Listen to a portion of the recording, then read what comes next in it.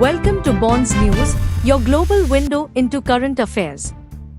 In a significant development raising regional tensions, Iranian state television reported that the country's air defenses successfully intercepted and destroyed 3 small drones early Friday morning.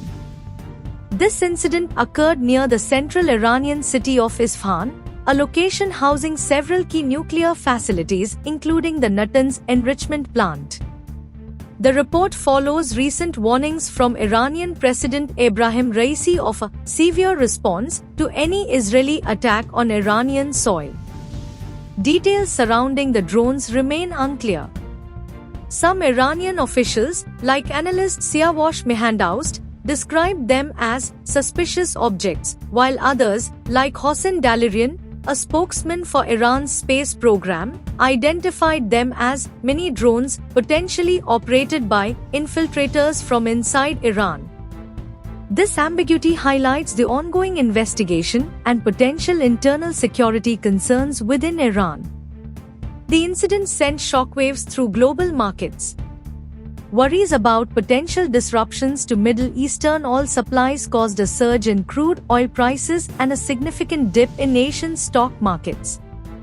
Meanwhile, the International Atomic Energy Agency (IAEA) confirmed that no damage occurred at Iran's nuclear facilities during the alleged Israeli attack.